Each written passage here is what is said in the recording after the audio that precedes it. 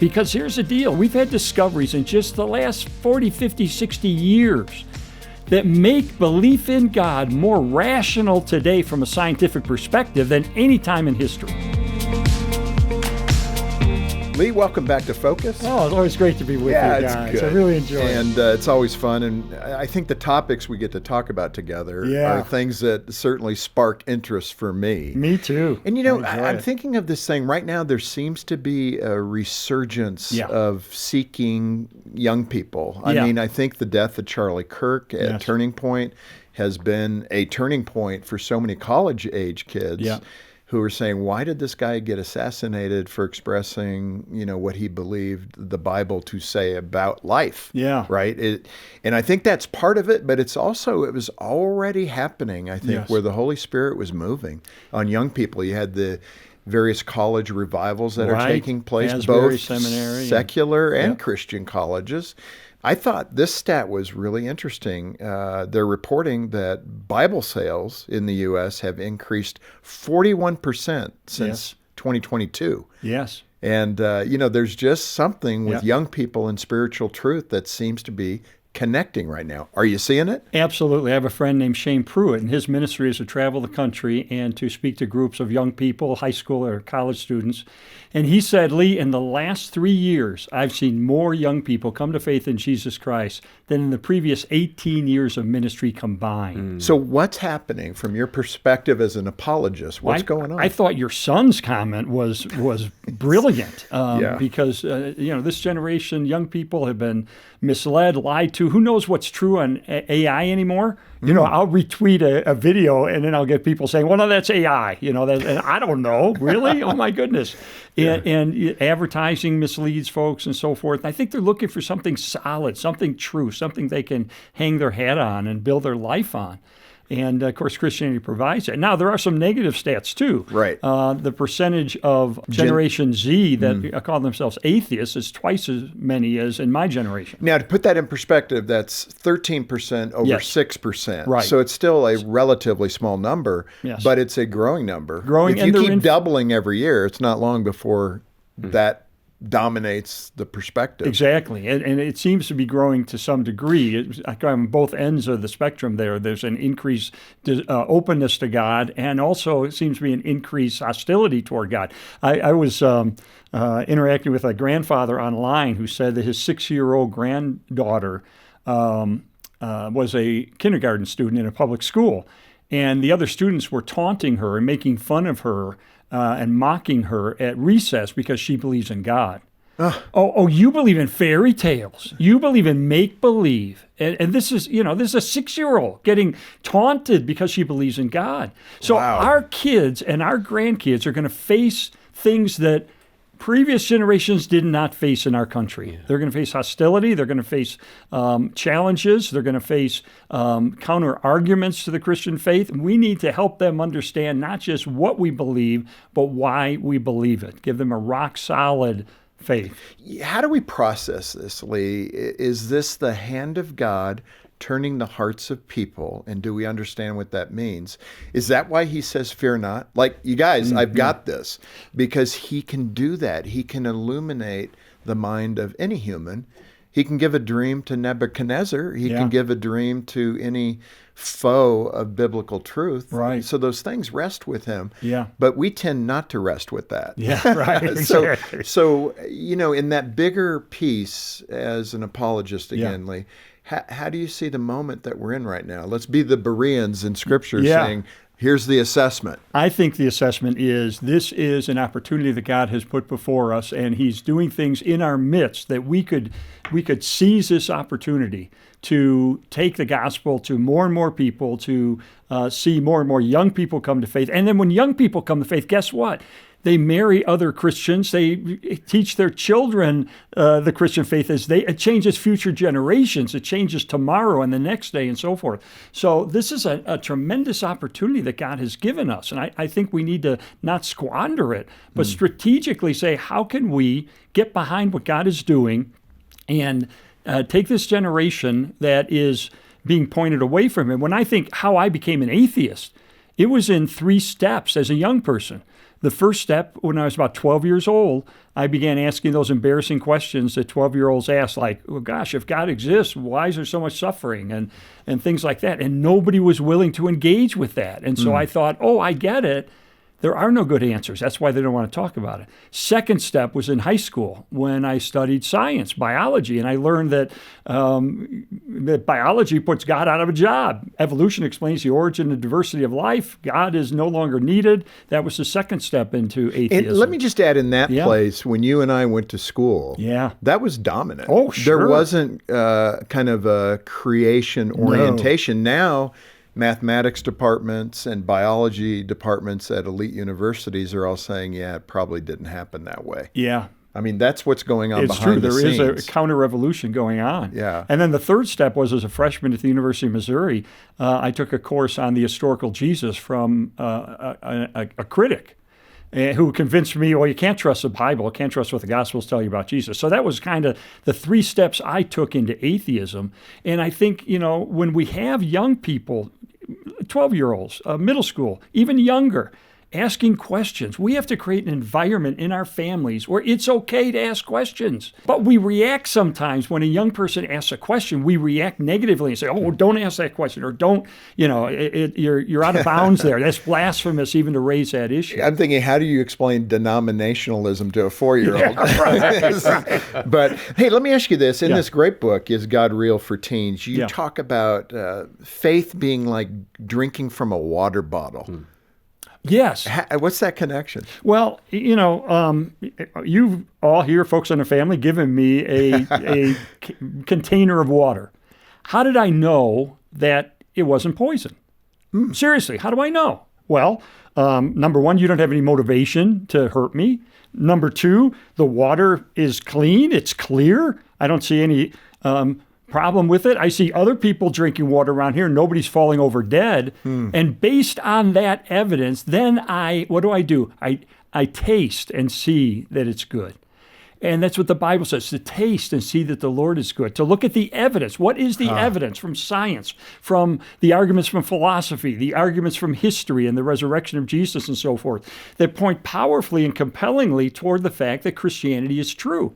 Because here's the deal, and I talk about this in the book. I have chapters on areas of science where we've had discoveries in just the last 40, 50, 60 years that make belief in God more rational today from a scientific perspective than any time in history. Yeah, it's moving to our perspective. Oh, unbelievably. So I'll give you one example I talk about in the book, which is the origin of the universe. Where did the universe come from? Well, scientists now believe the universe had a beginning at some point in the past. We all used to believe the universe was eternal. It always existed. No. Within the last 50 or 60 years, scientists agree the universe began to exist at some point. Well, whatever begins to exist has a cause. We know the universe began to exist. Therefore, the universe must have a cause behind it. And then you ask, okay, well, what kind of a cause can bring a universe into existence? And you go, well, it must be transcendent because it's separate from creation. It must be immaterial or spirit because it existed before the material world came into being. It must be eternal or timeless because it existed before physical time came into being at the creation. It must be powerful given the immensity of the creation event. Must be smart given the precision of the creation event. Must be personal because he had to make the decision to create. Must be creative because look at the universe. He must be loving because he crafted such a wonderful habitat for us to flourish in. And then the scientific principle of Occam's razor says there would be just one creator. So what have we got? Transcendent, spirit, eternal, powerful, smart, personal, creative, loving, unique. That is a description of the God of the Bible. And it rules out polytheistic religions where there are many gods. Those are ruled out. It rules out pantheistic religions which believe that everything is God. And it's contrary to a lot of Eastern philosophy that says that life is cyclical. So just from that one area of science, look how far we've come to see that Genesis 1:1 is true when it says, in the beginning, God created the heavens and the earth.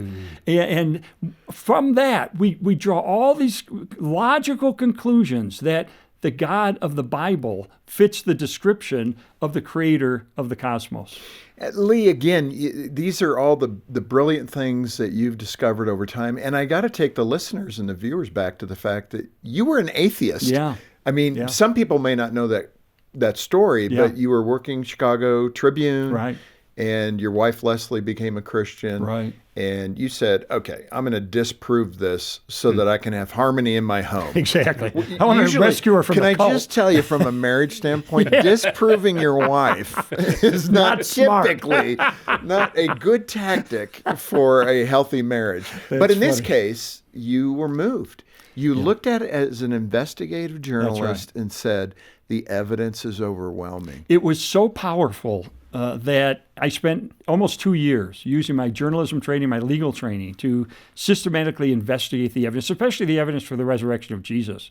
And it came to the point of November the 8th of 1981 where I reviewed all the evidence and I said, wait a minute, in light of this avalanche of evidence that points so powerfully toward the truth of Christianity, it would take more faith to maintain my atheism than to become a Christian. Which is a great statement. I mean, it's true. I mean, the scales just went like that. Now, in that context, translating that vibrancy, that emotion, that illumination that you had, and helping parents to help their teens. Yes. Let me ask you that parenting attitude with your 14, 15-year-old, talking to them, encouraging them to read things that are outside the Christian sphere. And I think for the most part, a parent would be very fearful about that. Yeah. But on the other hand, it exposes them like an inoculation to say, talk to me about what you're reading. Yeah. Why don't you read this and then let's talk about it? Yes. And the talking about it is a crucial thing. You don't want to make them to have a situation where you're just reading contrary material. You want to give them some Christian materials like my book, Is God Real for Teens and so forth. But to expose them to other things. And then, what a fun thing to do with them, especially when they get to be 15, 16, 17. They'll read something that will be a little bit challenging to their faith. And then a thing I like to do would be to say, well, why don't you research that? Yeah. And let's talk about it then. Yeah. And it kind of puts the onus on them to say, oh, okay, I'm gonna check that out. That's brilliant. And it helps them kind of learn how to research these issues. But I think the environment begins even earlier than that. I believe it begins when the kids are 4, 5, and 6 years old, because we need to create an atmosphere where they feel comfortable in being honest about the troublesome feelings that they sometimes have about faith. And so what we did, and we were, of course, pretty new Christians when our kids were little, but what we did is create a safe spot every night before they went to bed. So we're putting them to bed, and they knew at that time it's okay to ask any question, to express anything that's bothering you, that's niggling at you, that's, if you hold that in, it can erode your soul. But if you talk about it and discuss it, it loses its power over you. And the key there, and I want to press this, is sometimes they'll ask questions that are hard for parents to answer. If God is a good God, why is there suffering in the world? Right. Why do children suffer in the world? The number one question. That's right. And that's why my book deals with that. Yeah. It has a chapter on that. And I just want to reinforce, don't back away. Yes. Sometimes temperamentally, we as parents, maybe we don't feel we have time for this right now. I'm in the middle of paying the bills or whatever it might be. And my goodness, that is the moment to be the parent and to engage that and say, well, let's talk about that. One of the things we like to do is ask a specific question from time to time. The question is, if you could ask God any question at all, and he'd give you an answer right now, what would you ask him? That is good. Now, here's the problem. The first thing they say is not their real question. They're sending up a trial balloon. How are my parents going to react? So often they'll make a joke. Yeah, my question for God would be, why did you make the platypus so weird, And you laugh and you say, okay, but that's not the real question. What is the real question you would ask God? And because you were willing to engage, they'll go deeper. And your child might say, well, I have a friend at school and their mom is dying. She's in the hospital. And why does God allow that kind of thing to happen? Now you're getting at the real issues that are bothering them. And I like to ask a follow-up question often, because they'll ask the question, why does God allow suffering? But then I ask, well, okay, of all the possible questions, why did you ask that one? And now they mention the mother of the friend at school who's in the hospital, or they'll talk about something. Now you're getting to the emotional side. And that's so important because these questions don't come in a vacuum. They're not just intellectual conundrums. They're often attached to emotional issues. A child may feel isolated for some reason, and they want to know, why does God seem so hidden? Oh, well, I'm so glad. That's a great question, but why would you ask that one? I said, well, because I kind of feel alone. I feel like I wish he would talk back to me. I wish he would hold my hand sometimes. So we got to ask these follow-up questions to get to the point where we're really connecting at where the issue is. Great insight. Yeah, this is Focus on the Family with Jim Daly, and our guest today is Lee Strobel, and we're covering some of the content in his excellent book, Is God Real for Teens? Exploring Faith in a World of Wonder. And we'll encourage you to get a copy of that book from us here. Stop by our website. The link is in the description below. And if you find this content meaningful, hit that subscribe button so we can keep growing and improving together. You know, Lee, as that young atheist, you got an assignment as a journalist to write about destitute families. How did that cause you? So you're in your 20s, I'm imagining. Right. So you're, not that old. Right. And here you are, you don't believe in God, and you get this assignment to go write about destitute families. Yeah. I would think your mentality would have been, okay, good assignment. We'll go check it out. Exactly. In Chicago. Yeah. South side of Chicago. Yeah. What happened? Yeah. Several things happened to me at that point. I was new at the Chicago Tribune. I'm doing these articles. I meet the Delgado family, which is a family totally destitute. They had no possessions, virtually. The grandmother was arthritic. She couldn't work. An 11-year-old and a 13-year-old granddaughter she was raising. No mom in the scene, no dad. No mom or dad. And they lived in a hovel. They had nothing. The only thing they had was one cup of rice and a rickety card table. And the girls had one dress between them, short sleeve, and only one sweater. And one would wear the sweater halfway to school while the sister shivered beside her, and then take off the sweater and give it to her sister. So they had nothing. I do an article about them, and then on Christmas Eve, I decided to visit them and see what was going on, because the article came out on Thanksgiving Day. So I go in, and the Tribune readers had showered them with unbelievable gifts. I mean, their place was filled with everything. I mean, a Christmas tree and gifts under the tree, a refrigerator full of food, clothing in the closets, all this stuff. The exact response you were hoping for. Exactly. But then I interrupted them. I said, "What are you doing?" They were packing up much of this newfound wealth to give it away. Wow. And I said, what are you doing? And she said, "Oh, well, this is wonderful. This is a gift from God, but we cannot have plenty while our neighbors have nothing. This is what Jesus would want us to do." And she said, "This is wonderful, but this isn't the greatest gift of God." What struck That's tomorrow. It's Christmas. Yeah. It's Jesus. Christmas. Yeah. And what I thought, caught you? Here I am. I have everything I need. I've got an Ivy League education. I've got, a good job at a major newspaper. And my soul was as barren as their hovel had been. And here are these people who had nothing, and yet they never lost their faith. They still were positive and joyful, even when they had nothing. And I said, what have they got that I don't have? Yeah. And I realized it's that Christmas gift. It's Jesus. That was a chink in your atheist armor. It right? was. I remembered them for years. It didn't cause me to come to faith, but it was like a seed that God had planted at that time. The other seed was I went to the Salvation Army emergency shelter in Chicago to find destitute families, and I observed the Christians there who were serving these people who were homeless.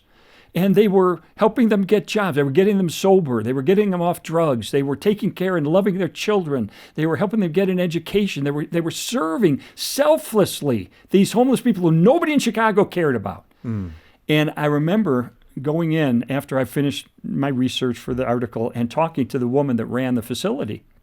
And she said, "By the way, I know you're an atheist. You had told me that.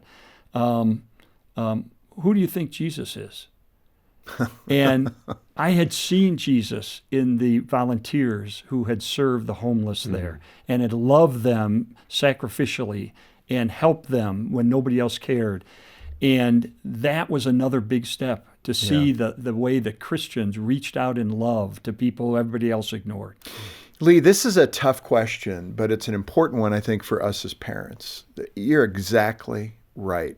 The thing your teen will see the most and believe the most is what they see in you as a parent. Mm-hmm. I've tried to be very intentional with Trent and Troy to say, boys, I am not perfect. Mm-hmm. I will make mistakes. I wanted that groundwork laid so that I didn't become their stumbling block in their faith journey, to say, I am just your dad. Yes. But there's a Father much bigger than me who loves you more than I do. Yeah. I can't believe that, but it's true. Yeah. He cares about you and loves you more than I do. Yeah. And I love you a lot. Yes.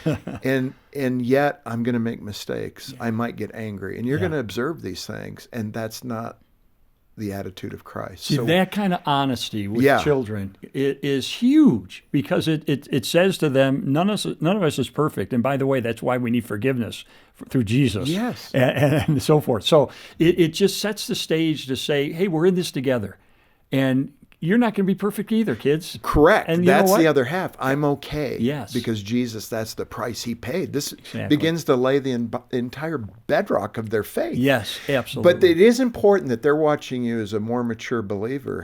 How do you treat your neighbors? What do you do to treat your neighbor well, and, to love your neighbor? Those times when we lose it, and we do from time to time, and they see us lose it, what's important is for them to see us later praying and repenting and saying, Lord, I'm sorry. I should not have reacted that way to that situation. Help me in the future to be more like you as I interact with other people. And they see that. Yeah. And that's helpful. And those are things sometimes we're moving so fast. Yeah. It's not that you have a hard heart as a parent.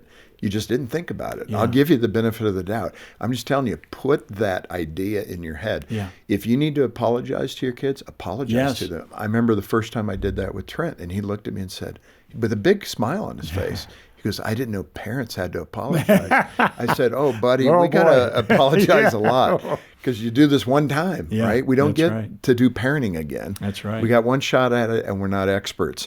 But that's a good thing to remember. You mentioned the book, I believe, a philosopher, Chad Meister, in a conversation you had with him. What was the evidence of that? Yeah, I have a chapter in the book. Chad is a brilliant philosopher and professor of philosophy at a major school. And he created what he calls the apologetics pyramid, which is to say, let's start at picture a pyramid. Let's start at the broadest issue, which is, what is truth? Well, we got to start somewhere. Let's start, what is truth? That's what Pilate asked. What is truth? Well, truth is that which corresponds to reality.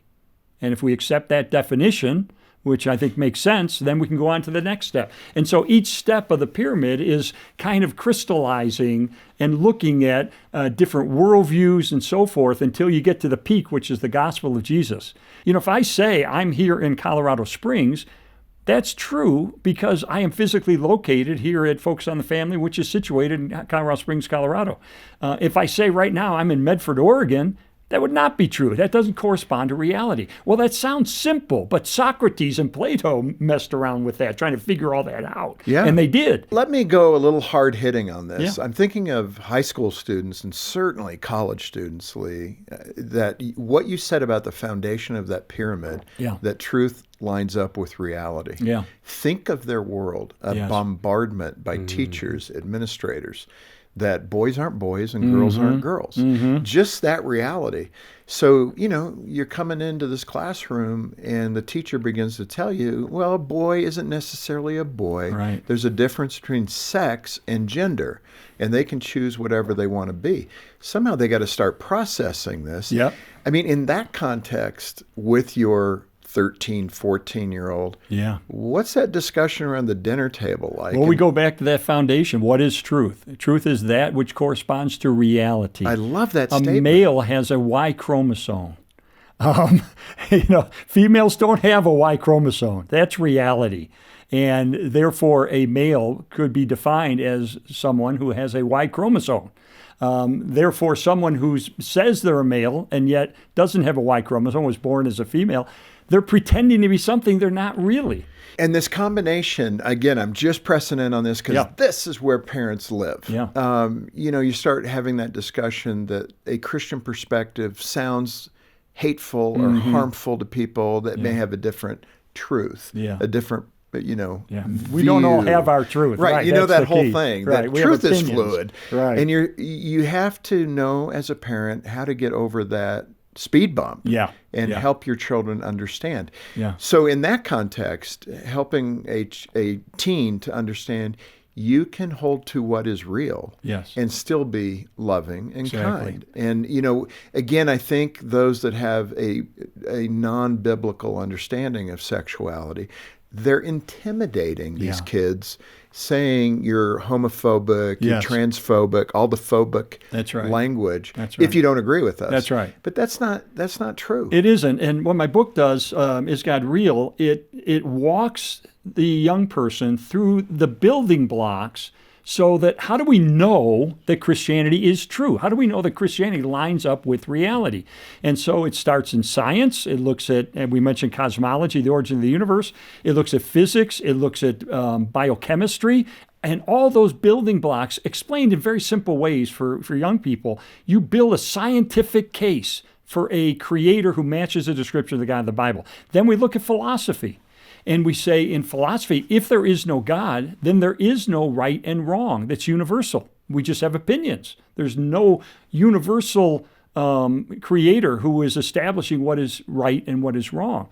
But we know that there are things that are right and wrong. It is wrong in all cultures at all times to torture a baby for fun. So there is a wrong that is universal. Well, if there is a universal truth like that, a moral law like that, there must be a moral lawgiver, and that points toward God. Wait a minute. I've got all these arrows that point in the direction of Christianity being true. And if it is true, then when Jesus says, I am the way, the truth, and the life, no one comes to the Father but through me, we can believe him. And then I deal with the two toughest questions. If God is real, why does he allow suffering? And here's the new one that young people are asking more and more. This is really emerging as a dominant objection raised by young people. Why does God seem so hidden? They want to know, why doesn't God make himself more obvious? Why doesn't he just appear and say, boom, here I am, it's true, and shake our hands and hold our hand when we're sick or whatever and just make himself obvious? Why doesn't he do that? And so I have a chapter that deals with that issue to help analyze the idea of faith. Things. Faith, exactly. And you look at the Israelites, the times that God did make himself so readily obvious, like during the parting of the Red Sea, for instance, did that lead to more godliness from the Israelites? No, they fell into apostasy again. So who's to say if God made himself more real today, we wouldn't fall back into apostasy too? I mean, Lee, this is just full of good stuff and the excitement. You can tell when we get together, we just share an evangelistic heart. And we just get out there. So, it's wonderful. And I can't imagine a parent of a 12, 13, 14-year-old that wouldn't want, and I'm telling you, even 20-somethings, to get a copy of your book, Is God Real for Teens, Exploring Faith in a World of Wonder.